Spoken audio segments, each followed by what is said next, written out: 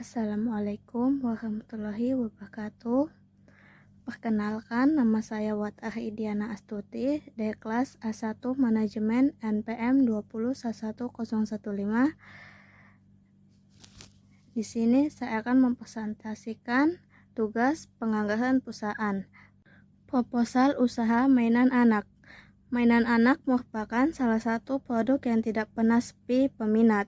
Selain itu, model mainan anak juga sangat beragam karena dipengaruhi oleh tren yang ada. Kondisi ini menjadi salah satu peluang bagi calon pengusaha untuk membuat proposal usaha mainan anak. Sebelum menjalankan usaha, pastinya calon pengusaha harus bisa merancang bisnis dengan matang. Tujuannya adalah supaya bisnis yang dijalankan lebih fokus dan dapat menghindari kerugian-kerugian yang mungkin terjadi di masa depan. Latar belakang. Masa anak-anak merupakan masa yang sangat menyenangkan, terutama ketika anak-anak tersebut bisa bebas bermain dan mengeksplorasi kemampuannya.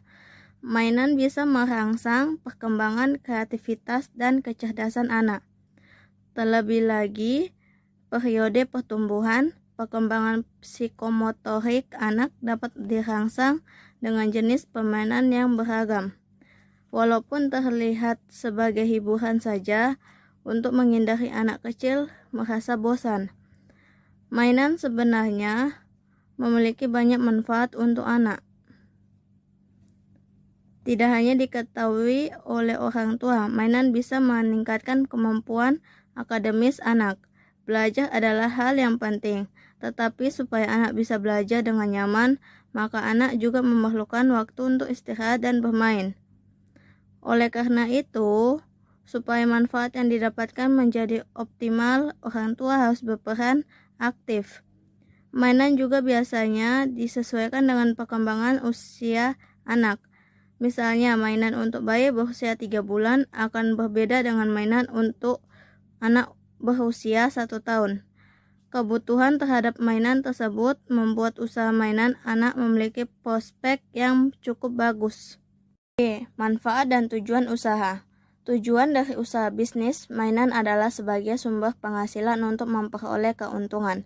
Supaya bisa berkembang, setiap bisnis harus memiliki keinginan mencapai target yang telah ditentukan. Selain itu, tujuan usaha adalah untuk menciptakan lapangan pekerjaan, sehingga tidak hanya mendatangkan untuk pemilik usaha. Toko mainan anak juga dapat memberikan manfaat untuk orang lain dengan menciptakan peluang pekerjaan. Dari segi konsumen, manfaat kehadiran toko mainan anak yaitu menyediakan berbagai pilihan mainan anak yang sangat berguna untuk pertumbuhan dan perkembangan anak.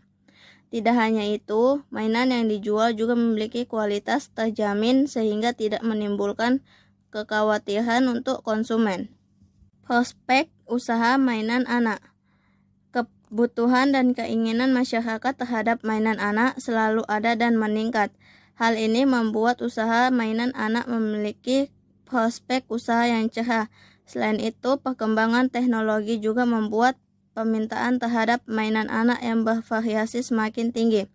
Berbeda dengan produk makanan, produk mainan anak memiliki daya tahan yang lama, sehingga jika belum bisa laku dalam waktu cepat, produk masih bisa disimpan dan tidak mengalami kerusakan. Alasan ini menjadi salah satu daya tarik bagi orang-orang yang ingin membuka usaha mainan anak. Informasi produk. Saat ini produk mainan anak sangat beragam, mulai dari mainan dengan bahan plastik sampai besi yang diminati oleh beberapa konsumen. Selain itu, perkembangan teknologi juga berpengaruh terhadap perubahan model mainan anak. Dulu, mainan anak-anak hanya bisa digerakkan secara manual menggunakan alat pemutar. Namun, saat ini mainan anak banyak yang bisa digerakkan memakai baterai yang dapat diisi ulang menggunakan charger atau mainan remote control. Harga yang ditawarkan oleh beberapa produsen mainan anak juga sangat bervariasi. Harga produk yang sangat bergantung dengan kualitas bahan. bentuk mainan dan kecanggihan dari teknologi yang digunakan. Beberapa jenis produk mainan anak edukatif yang dijual adalah yang pertama, mainan puzzle. Puzzle adalah mainan edukatif yang ditujukan untuk anak segala usia. Puzzle memiliki manfaat untuk melatih konsentrasi pada anak. Saat menyusun puzzle, anak-anak harus bisa fokus dalam mencocokkan potongan gambar sebagai menjadi satu gambar yang utuh. Selain itu, puzzle juga dapat mematangkan saraf motorik pada anak. Umumnya puzzle ditujukan untuk anak usia 3 tahun atau lebih. Mainan alat musik. Untuk mengenalkan seni pada anak kecil, orang tua juga bisa menggunakan berbagai alat musik mainan, misalnya mainan drum, pianika, gitar, dan lainnya. Fungsi alat musik mainan ini adalah mainan edukatif yang dipakai sebagai media bermain peran. Musik dapat membantu anak dan mengekspresikan diri dan melatih percaya diri. Yang ketiga, alat olahraga mini. Olahraga memiliki banyak manfaat untuk anak kecil sampai dewasa. Supaya anak bisa tumbuh menyukai olahraga, peran orang tua untuk mengenalkan olahraga kepada anak. Set olahraga mini dapat dijadikan mainan edukatif untuk anak kecil. Misalnya bola mini yang bisa ditendang. Selain itu, ada juga mainan berupa raket mini yang bisa digunakan untuk mengenalkan anak dengan badminton. Tujuan dari alat olahraga mainan ini adalah untuk membuat anak selalu aktif bergerak. Yang keempat, mainan lainnya. Toko mainan anak juga menyediakan banyak jenis mainan lainnya. Tidak hanya itu, toko mainan anak berusaha untuk selalu top update sehingga bisa menyediakan mainan anak untuk memenuhi permintaan konsumen. Nah, selanjutnya yang akan saya jelaskan adalah lokasi usaha.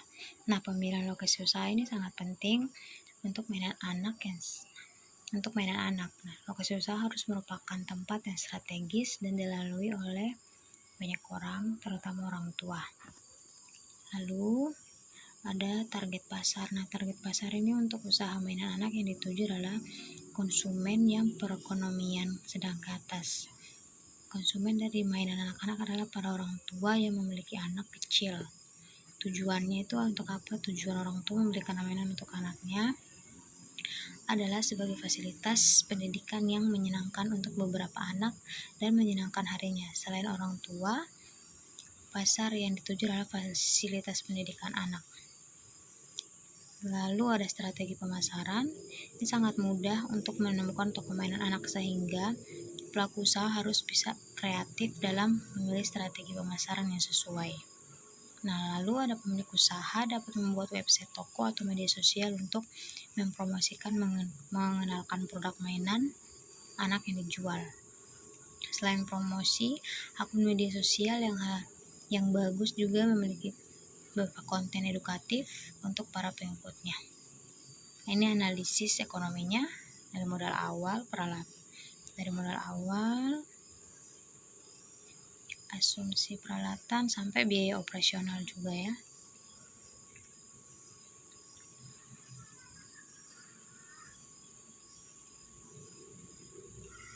Nah, ini untuk jadi laba per bulannya tuh 5.400.000 dikurang 3.598.000, dapatnya 1.802.000. Nah, proposal usaha mainan anak merupakan langkah awal dari bisnis yang akan dijalankan supaya rencana tersebut bisa terwujud dengan baik.